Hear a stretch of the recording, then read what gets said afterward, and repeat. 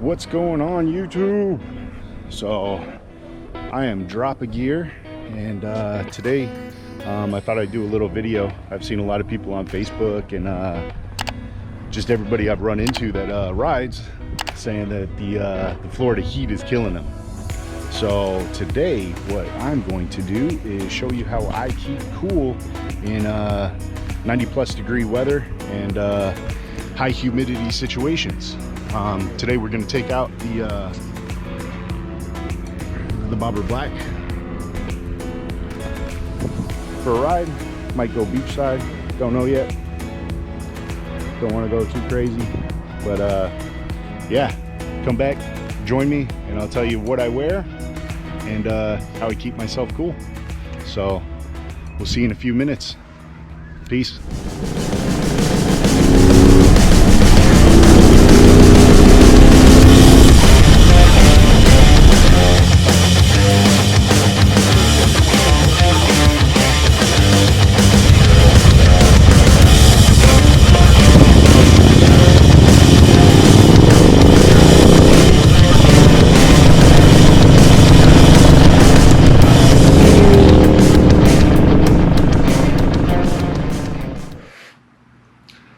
Welcome back.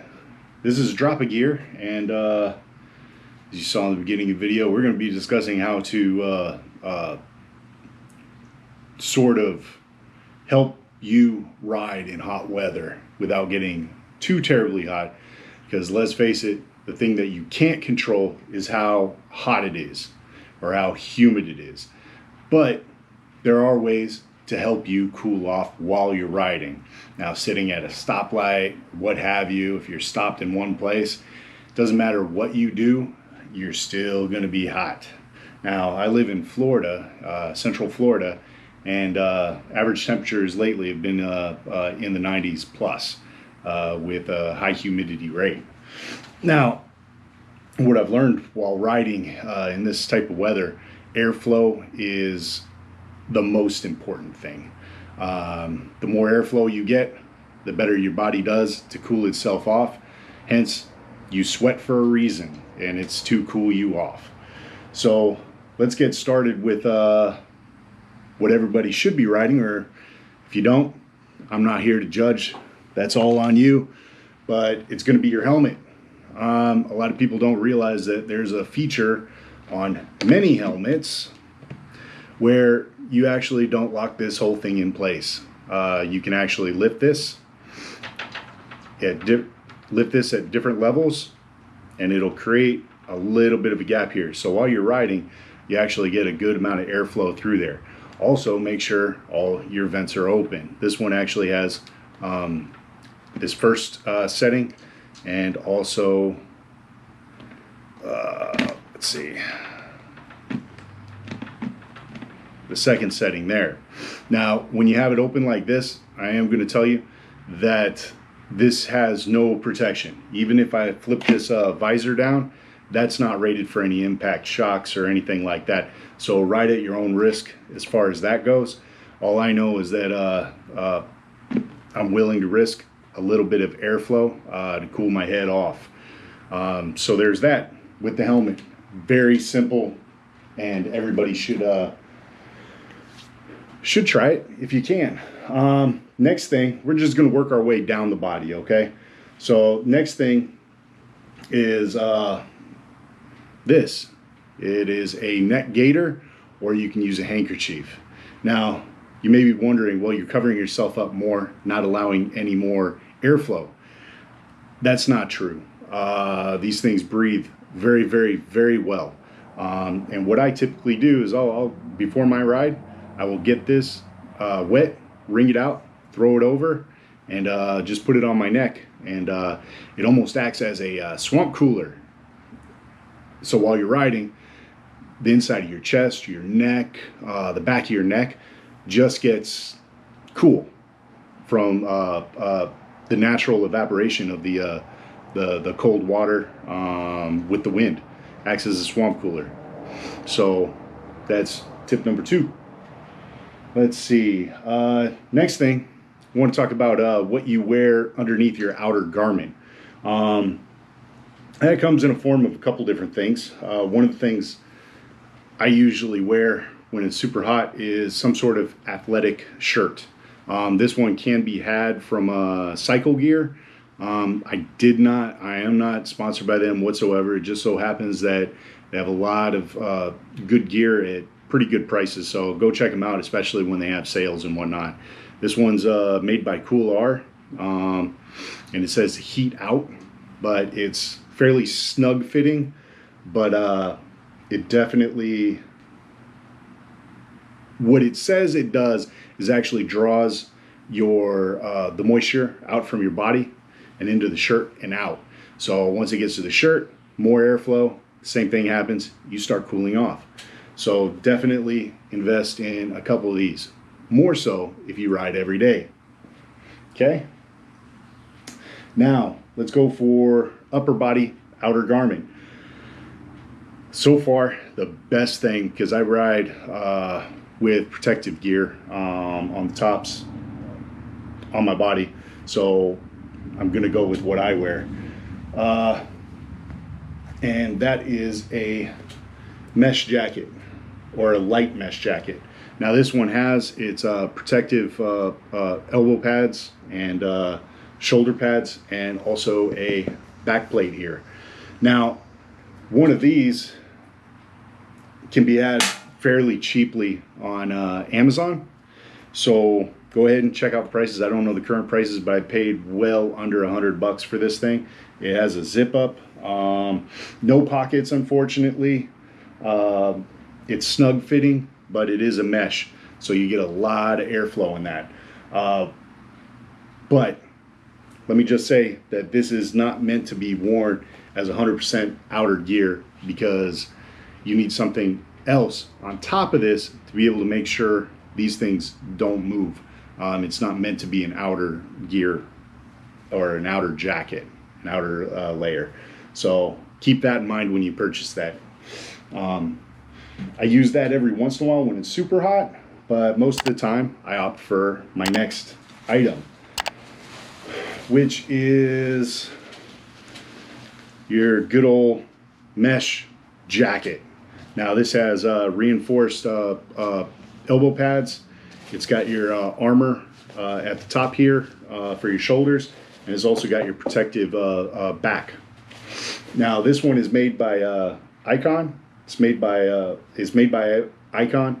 It's the Upstate jacket, and it's abrasion resistant, and this is made to be worn on the outside. Now this isn't going to give you the same amount of protection as your leather jackets and whatnot, but it definitely, you can't beat it. They're great. So check that out.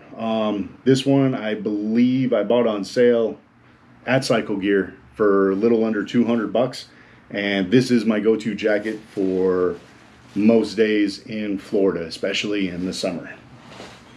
I also wanted to show you what my wife wears when she goes out.